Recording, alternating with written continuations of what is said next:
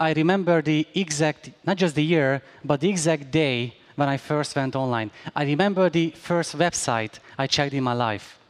When I asked about this, my medical students who I teach, they have no idea.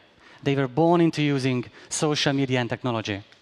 So as a geek, I went to medical school and I had to face the old structures of medical education and communication. But as a geek, I had plenty of online solutions for different things in medicine, such as being up to date, filtering the news, finding the information I need, communication with my colleagues, and so on. I had those solutions, and step by step, I tried to implement those solutions into everyday medicine.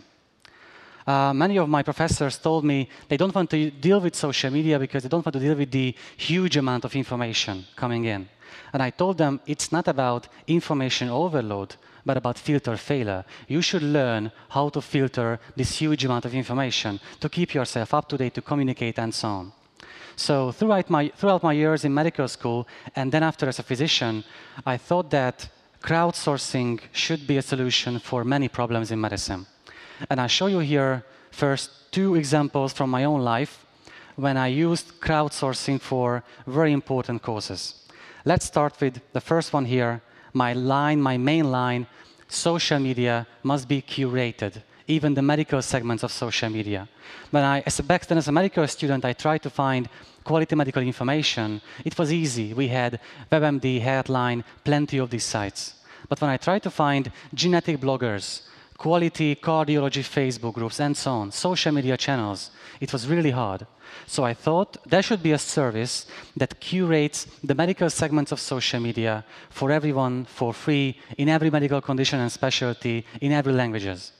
So I launched Webicina, where we do curation through crowdsourcing. I mean that we have selected the most relevant social media channels in 80 medical topics, specialties, and also conditions.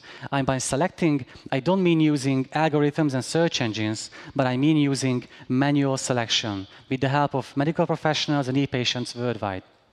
We have a section for patients and a section for professionals. Just to give you one example, in cardiology, we have selected the most relevant cardiology news sites, blogs, podcasts, Facebook groups, communities, YouTube channels, Twitter users, prezzies, slideshows, mobile apps, all these social media channels focusing on cardiology, and with the help of the professionals and e-patient communities worldwide focusing on cardiology. And we give you the reason why this particular blog was selected. This is empowerment. Then we realized we need a special, not that common search engine. So we created a clustering, personalized search engine. You can search for only diabetes blogs or cardiology news sites and so on. It's your choice. Then we realized that people or users would like to follow the latest updates of these social media channels. So we created the world's simplest social media aggregator, Personalized Medicine. It is simple, customizable, without registration. With one click, you can make it customized. It's multilingual. It means that if you click on the Chinese flag, for example, out of the 19 languages, the platform will be in Chinese language, and the journals, news sites, blogs, Twitterers will be the best Chinese resources. That's why we have to work with international collaborations.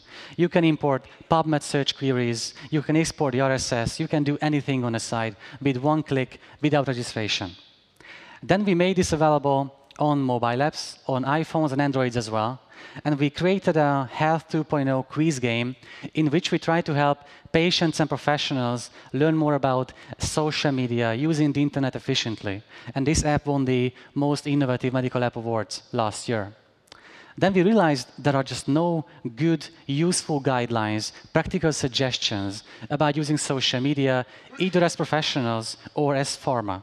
So what shall we do? Of course, we crowdsourced it. I invited the social media experts from the major pharma companies globally. I invited the best pharma bloggers, social media bloggers, and so on. And 50 of us all together, we came up with one 13-page long PDF guide, an open access guide. It's for free for everyone. You can take it, download it easily on the website. And it contains practical suggestions, not just concepts, real suggestions on Wikipedia, blogs, YouTube, Twitter, and Facebook. These are the things you should do or should not do as a pharma company or as medical professionals. So on Webicina, we curate the medical segment of social media. That was my first example for crowdsourcing. Here is my second one. This is something I've been saying for very long years now. I believe that digital literacy must be in the medical curriculum. And that's why I launched the world's first and still only university course focusing only on social media and medicine for medical and public health students. I launched it in Hungary 5 years ago at the Semmelweis University and University of Debrecen. Each lecture is full house. The medical students love this course. We start with the basics of internet. We go through medical blogging, using Twitter, Facebook, YouTube as physicians, how to communicate with patients, how to deal with search engines, 16 topics throughout 14 weeks. And I always ask students to fill in a survey before and after the course so I can see the change in their minds. So here are just a few results out of the surveys. Here the question was, did you like the course? It's a 100% yes. I guess it's a good feedback. The second one, I asked them about the tools, the Web2 tools they would use in their studies, and they sent me hundreds of essays. So I created a word cloud in which you can see the most active words in their essays: information, patience, easier, sharing. They realized how useful it can be to use social media in their studies or practices with strategy and design. I asked them about the definition of social media. 1 meant that they never heard of it. 6 meant that they can define it properly, word by word. Red lines represent the before group, green lines represent the after group. You can see the shift in the change in attitude. Also, when I asked them about e-patients, before it's 60% yes, they have heard about e-patients. After it's 96%. I asked them about the exact definitions of medicine 2.0 and health 2.0. Before it's 96% no, after it's a 96% yes. So actually, medical students' attitude can totally change just by having such a course at a medical school. And last September, I got an invitation to the Medical Education Summit at Stanford University, and I talked about the course. I went back to Hungary, and I received an email from a UK physician asking me about the exact location of the medical school because he would like to come to Hungary every week during the semester just to attend the course. So that was a sign for me that there should be a global version of my course. That's why I launched 6 weeks ago the social media course, again, free for everyone, in which there are 16 topics, 16 presentations, flash Prezi presentations, detailed ones with post-tests.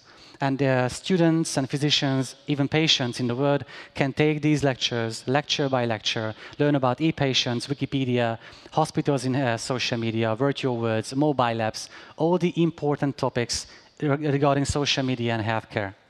And they can also get badges through achievements. So I tried to implement gamification in the system to motivate them. And this is the website right now on Webicina, the course.webicina.com. Again, free for everyone. Now over 600 students are using it day by day. And if you think you know enough about search engines or Wikipedia or RSS, try taking the tests. Sometimes I fail, but I came up with the questions before. So there are 2 features coming up. We would like to create a real community, a community in which students help each other, such as they can submit questions for a test, and second, they can crowdsource a problem.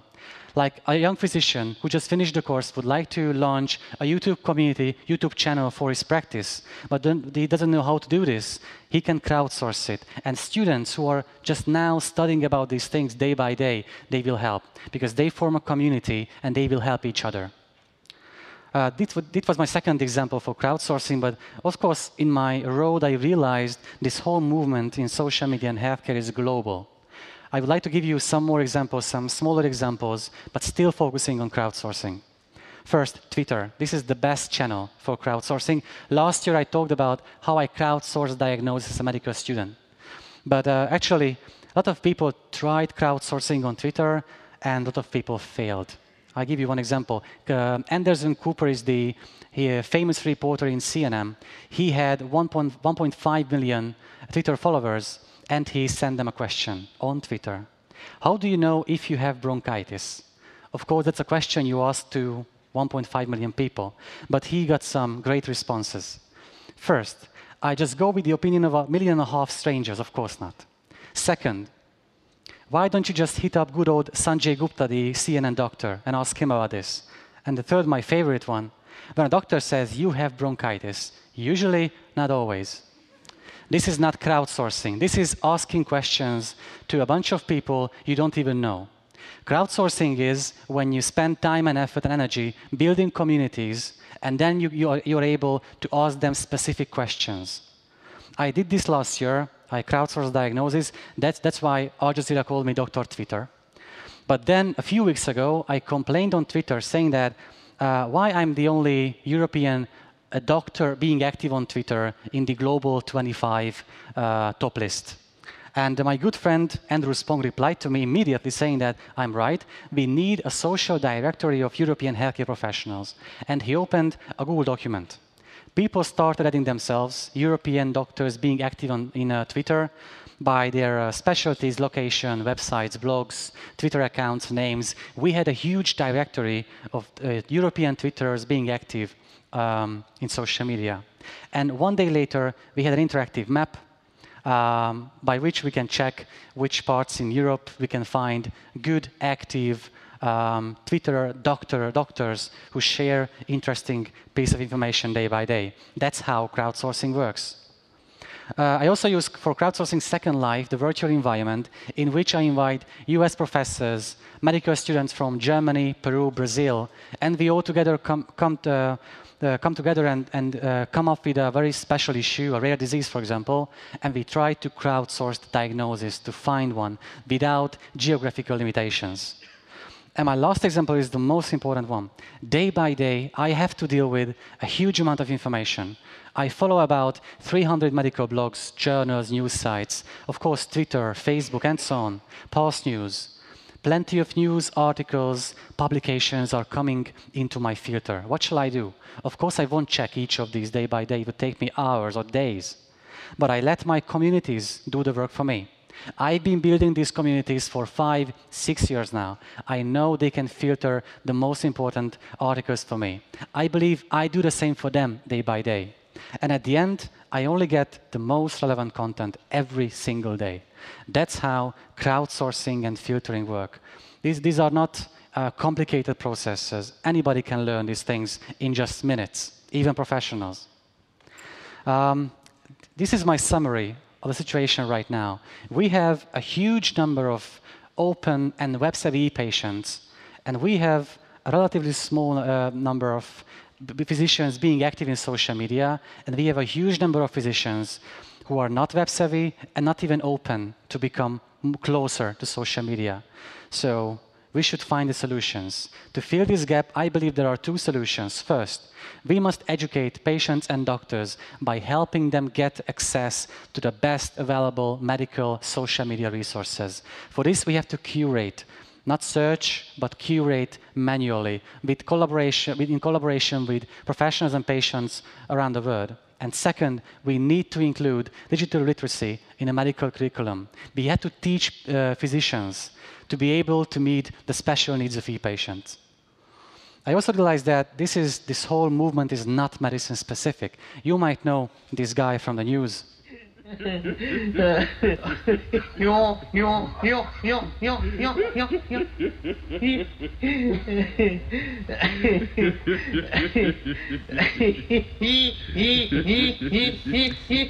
This man got famous just by chance in a US television show. He was in the audience.